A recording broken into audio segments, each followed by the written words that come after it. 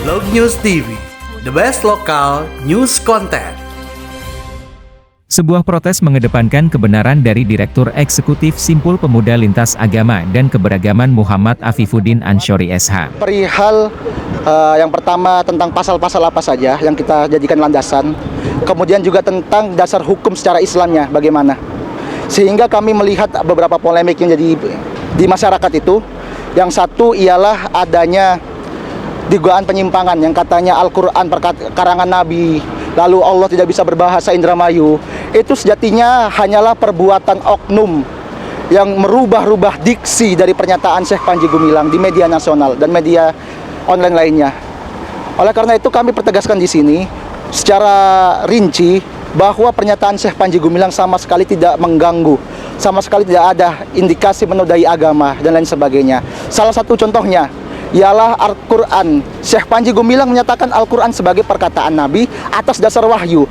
Tapi menariknya di media nasional, yang sekelas nasional loh ya, itu Al-Quran karangan Nabi. Ini saya bertanya-tanya, ini dia belajar bahasa Indonesia tidak ini? Sejak kapan karangan itu perkataan berubah jadi karangan? Di KBBI aja berbeda antara karangan dan perkataan. Perkataan itu adalah dikte, bisa didikte, yang mendikte itulah dikte itu bisa dikatakan sebagai wahyu, begitu. Nah, selanjutnya perihal Allah tidak bisa berbahasa Indramayu. Ini juga adanya potongan-potongan video sehingga menyebabkan adanya gejolak di masyarakat. Justru diperparah oleh media nasional kembali. Oleh karena itu mumpung kita diwawancari oleh media, kita sampaikan ke media nasional, tolong jangan kurang ajar. Kurang ajar itu secara KBBI kurang sopan ya. Jangan dimaksudkan saya menghina, bukan. Tolong jaga sopan santun dan SOP sebagai wartawan. Jangan menyebarkan hoax di masyarakat, sekalipun itu judul. Karena masyarakat kita ini bukan masyarakat yang suka membaca. Kadang dari judul pun sudah terpengaruhi, kan begitu. Oleh karena itu marilah sebagai pilar keempat dalam negara kita, marilah mengedukasi masyarakat dengan berita-berita yang berbobot. Jangan dengan berita-berita yang penuh hoax lain sebagainya. Dan juga kami memohon agar kiranya media-media yang memberikan hoax ini dapat diberikan sanksi. Itu dari kami. Ada lagi? Tanyakan. Ada inilah, ada dari Kominfo kan harusnya ada. Oh ya, dari Kominfo harusnya ada form pengaduan begitu. Ya, satu lagi kan kayak kita bilang, seorang pejabat, pemimpin, janganlah kalau ada masalah itu langsung dibicarakan di media gitu loh. Harusnya kan musyawarah, mufakat, kan undang-undang kita menyatakan begitu, dialog, diskusi. Saya mohon maaf, saya protes terhadap Bapak Kementerian Menko Polhukam kita sedikit-sedikit bicara di media. Jadi kesannya apa ya? Kesannya yang bikin gaduh itu siapa gitu loh. Yang bikin gaduh ternyata dari pimpinan kita juga. Jadi akhirnya karena segala sesuatu dia bicarakan di media, akhirnya media-media seperti TikTok itu memotong-memotongkan video itu. Makanya saya selalu pesan, saya himbau kepada para pemimpin, kepada tokoh bangsa ini, janganlah mengambil kesimpulan sebelum tahu sebab, apalagi memponis. Kan terkenal oleh nenek moyang kita dulu, tak kenal maka tak sayang maka tak cinta. Jalan dong, lihat dong Al Zaitun. Masa 27 tahun Al Zaitun berdiri, Kementerian Pendidikan dan Kebudayaan tidak mengunjungi ke sana. Termasuk tadi kita demo di depan Kementerian Agama. Saya tanya, ternyata mereka tidak mengunjung sana. Padahal Al Zaitun itu memakai kurikulum Kementerian Agama Republik Indonesia, memakai kurikulum Kemendikbud Republik Indonesia, tapi nggak dikunjungi, hanya dapat info dari media, apalagi media TikTok. Tahu sendiri kan media TikTok itu kan dulu kan cuma mainan anak-anak. Tapi apa kata dunia kalau info berita yang didapatkan dari TikTok? Hancurlah negeri ini.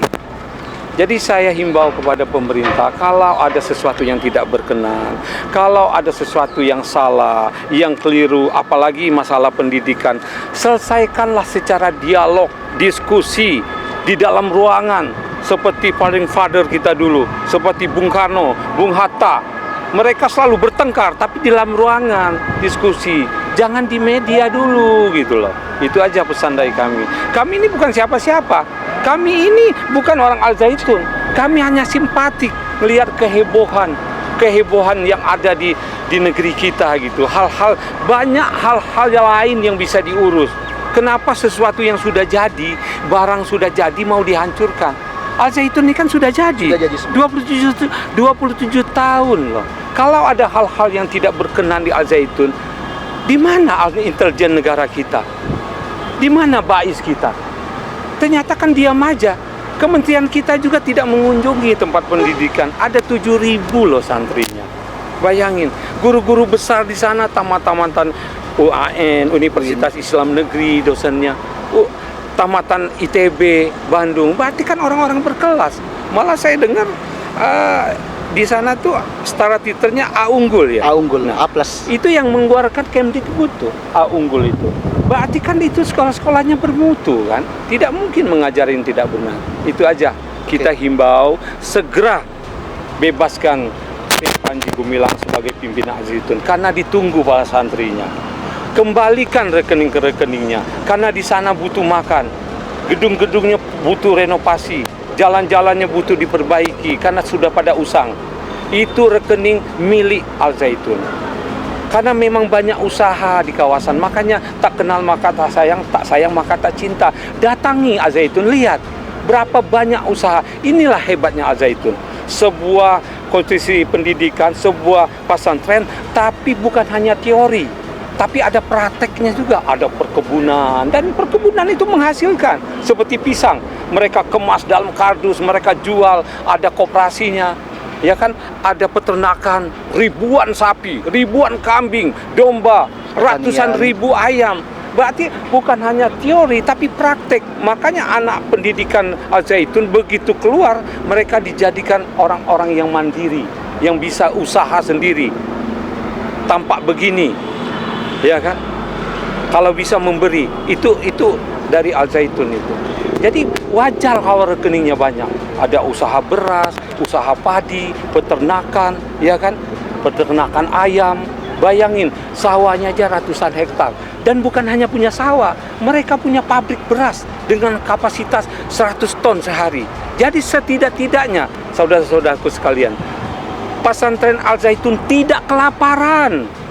Bayangin, santrinya itu bukan hanya dari Sabang sampai Merauke loh. Itu ada yang dari Malaysia, dari Qatar, Singapura. Ya kan, berarti negara internasional pun mempercaya anaknya sekolah di Al Zaitun.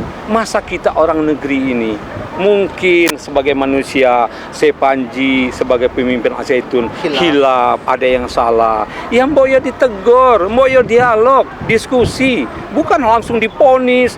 Diponisnya di media lagi, tidak pernah datang ke sana tapi memberi komentar seperti kepala daerah Bandung misalnya kan, tidak pernah mengunjungi tapi komentarnya banyak. Ada juga pemimpin santri bilang, udah nanti santrinya kita aja yang omong besar semua itu, memberi makanan ribuan orang santri itu tidak semudah itu. Tapi Al Zaitun sudah menyiapkan semua itu, dari pangan, sandang dan papan. Oke. Lantas siapa sih yang sebenarnya dirugikan dari pihak Al Zaitun? Pasti dirugikan. Banyak. Siapa lagi, Pak? Banyak juga yang dirugikan, masyarakat yang dirugikan, bagaimana santri-santri yang wali muridnya yang sekolah di sana, bagaimana alumninya udah ribuan yang sudah keluar, hampir 30.000 lebih. Banyak yang dirugikan akibat dari kegaduhan. Bagi saya kegaduhan ini bukan penyelesaian masalah, kegaduhan. Nah, untuk tambahan tadi, yang siapa yang dirugikan? Yang dirugikan ialah umat beragama yang lain. Itu pasti. Kenapa? Yang tadi saya sampaikan, Syekh Panji ini sosok orang Islam, pimpinan pondok. Jika beliau berhasil dikriminalisasi, dituduh dengan kasus penodaan agama, maka bagaimana umat agama lain? Yang masyarakat umum tidak punya basis massa, kita harus memikirkan ke sana. Gitu. Berakibat kepada minoritas itu, Pak? Betul. Jika mayoritas bisa dikriminalisasi demikian rupa, yaitu Syekh Panji Gumilang yang punya basis massa sebagaimana dijelaskan oleh Bang Efri, bagaimana dengan umat minoritas? Maka jangan heran di negara Indonesia ini masih susah umat minoritas beribadah, membangun rumah ibadah, padahal dia mau menyembah Tuhannya. Jangan heran, karena agama jadikan alat politik. Bahkan saya ingin menegaskan adanya pernyataan narasumber di media nasional yang menyatakan bahwa penetapan Syekh Panji Gumilang dengan pasal penodaan agama ialah sebagai awal saja. Ini jujur, saya menilai sebagai kurang ajar, kurang sopan. Karena apa? Agama dijadikan sebagai alat politisasi. Dan inilah awal mula kehancuran agama. perlu dicamkan itu. Jangan sampai, mohon maaf ya, saya kembali ke sejarah. Jangan sampai timbul gerakan-gerakan Lutherianism, Martin Luther. Jangan sampai itu terjadi di negara kita tercinta. Kita tidak mau demikian. Oleh karena itu marilah kita membiarkan ruang-ruang beragama ini, biarkan selama itu sesuai koridornya, dan tidak perlu ada ormas-ormas yang sok berkuasa dengan dalih, dengan label pemuka agama sebagainya, dengan label saya mewakili umat, ingin mencoba memberikan fatwa dan sebagainya. Oke, dari itu aja. Abang sendiri kan di luar dari Al Zaitun, Bang. Ya, Mungkin bentar. alasannya Bang untuk harus dibela tuh apa, Bang? Harus dibela karena beliau adalah warga negara Indonesia, dan saya melihat tadi saya sampaikan, seremeh-remehnya kasus pidana berkenaan hak asasi manusia. Jangan dianggap remeh kasus pidana itu. Sekalipun saya bukan orang dari Al Zaitun, bukan, demi Allah saya bukan dari Al Zaitun. Bahkan saya perlu tegaskan, saya bukan NII. Saya ini dari keluarga Kiai sebenarnya. Saya dari keluarga Kiai almarhum Muhammad Tolha Hasan. Itu kakek saya, Menteri Agama zaman Gus Dur. Jadi jangan aneh-aneh. Dan Al Zaitun itu sebetulnya taat dengan aturan Bagi aja pemerintah. Orang membayar pajak terbesar di Indramayu itu Al Zaitun. Semua yang dia lakukan itu ada izinnya. Jadi kalau di media tuh bilang nggak ada izinnya itulah hoax. Karena kenapa? Karena diawali oleh pemimpin kita, oleh pejabat-pejabat kita. Kalau menyelesaikan masalah itu selalu di media, tidak dia diskusi, tidak mengikuti undang-undang yang katanya musyawarah dan mufakat. Itu yang dilakukan dulu, baru dikasih sanksi, baru diponis ketika itu tidak berjalan. Ya. Aksi berjalan damai dengan kawalan polisi. Hadir pula kelompok masyarakat dari Perkumpulan Swadaya Masyarakat Rantau Melayu dalam aksi tersebut.